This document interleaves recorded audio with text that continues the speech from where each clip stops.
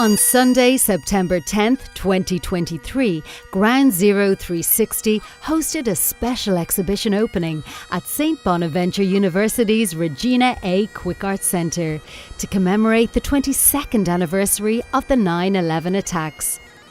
This event featured over 70 renowned artists from around the world, each creating special artworks that depicted their personal memories of 9/11.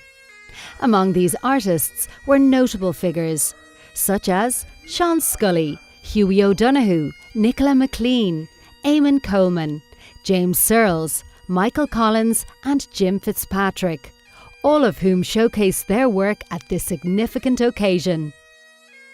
On Saturday, September 9th, first responders, 9/11 families and dignitaries gathered at the 9/11 Memorial at St Bonaventure University for a prayer service, uniting to remember the victims and their families.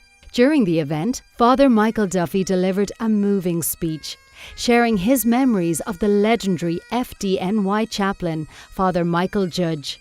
He also received a presentation from 9/11 family members.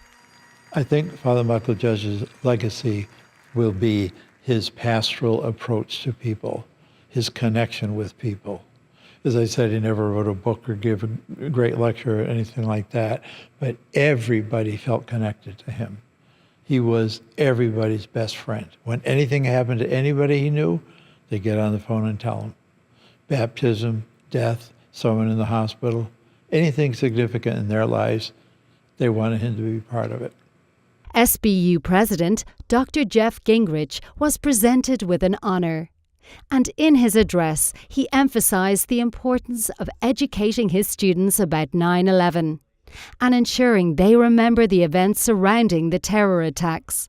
Many of our students right now, they're 18 to 22-year-olds, they were born after 9/11. They were born after September 11, 2001, and they've heard these stories. They kind of know a little bit about it, but they didn't live through that. And so one of our goals is to have as many students as possible to see this exhibit, then not only see the exhibit, but engage in conversation about it and really understand kind of the importance of this moment in U.S. history and the tragedy of it all. We're always looking for ways to live out our Franciscan mission, and that's about care for the world. It's about care for the earth, and it's about restoration. It's about when pain happens, when trouble happens, when tragedy happens, how do we bring God's love to this world, and how do we bring people back together and help them in their sorrow? How do we help them in their trials and tribulations?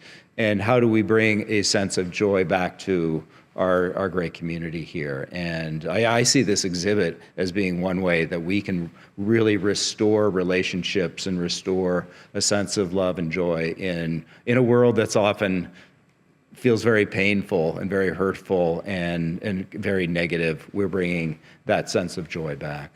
Olean Mayor Bill Aiello attended the event and shared his own personal 9/11 story. You know, I lived it, and I was on the Olean Police Department. When it happened, I was working that day here, and we were glued to the TV, and it was so much uncertainty then. And now, since here we are, 22 years later, and we're still remembering and honoring and never forgetting what took place on that day. It was just unbelievable. It was like watching a bad movie, I did not see the first plane hit. I did turn on the TV, and I was on the Olean Police Department, and I turned on the TV in our training room, and I did witness the second plane hitting, and listening to the announcers go, "Oh my God, another plane has hit the second tower," and watching the towers come down and the devastation, and being glued to the TV and thinking, "My God, those poor people, and what is going on in our nation." So it really made you, you wanted to be there and help, but it was, New York City is 5-6 hours away from Olean, and feeling helpless because you couldn't be there to try to help, and wondering what's going on, and then finding out where the other planes hit, and just saying, oh my God, what's going on? Is this an all-out attack? We didn't know at that time what was going on. So being helpless, not knowing, it was just a sad, sad feeling, for weeks and months and years, and having to remember all of this tragedy. We must never forget. We found out just how strong we are as Americans, and we will never forget. We will always overcome. Retired NYPD officer Jimmy Smith and his daughter Patricia spoke to SBU students, with Jimmy reflecting on the memory of his late wife, the heroic police officer Moira Smith. 94% of the first responders killed on 9/11 were Catholics. And there's a reason for that. The city of New York is about 62% Catholic. A lot of Catholics go into service. And it was part of who Moira was as a person, that she was going to go out and make sure she was going to put herself between danger and the innocent. And that's what she did on that day. And she could have left. She came out of the building carrying people multiple times. But she kept going back in. As long as there was one person left, she was going to be in there. And she was helping a woman who was having an asthma attack on like the second or third floor when the building collapsed. But that's, I try to live my life celebrating her life, who she was, and what she did. And we all, you guys know people, we all have friends who've passed. I think of her as a force that still to this day, she inspired a lot of people. A lot of police officers look up to her, and our family does.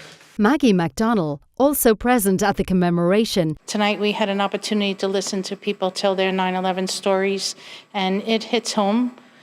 But at the same time, it's important. That's what makes people remember.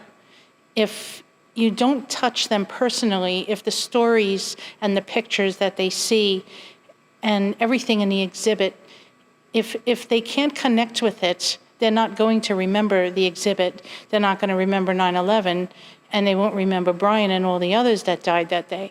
So the more personal it is, the more they're able to attach themselves to the exhibit or a particular painting or a photograph or Brian's things, for instance, in a case, and all of those posters that are on the wall. Those are things that I don't think they can forget when they see that. They'll remember that forever, I should hope. It's not a good thing to remember something bad, but by doing so, I think they might prevent it from ever happening again. Evelyn Penman, the executive director at the Quick Arts Centre, played a pivotal role in collaborating closely with Groundzero360 to bring the exhibition to SBU.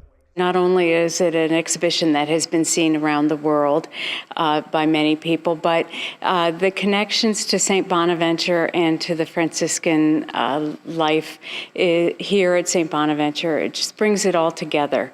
We have found so many connections between our alums, our friars, and our faculty that we thought that this exhibition was really something we needed to bring to the community.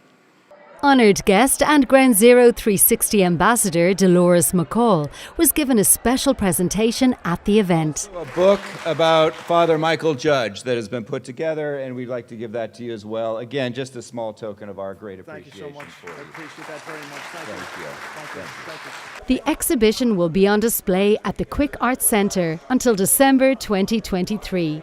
For more information about Groundzero360, please visit groundzero360.org or connect with them on Facebook at Groundzero360.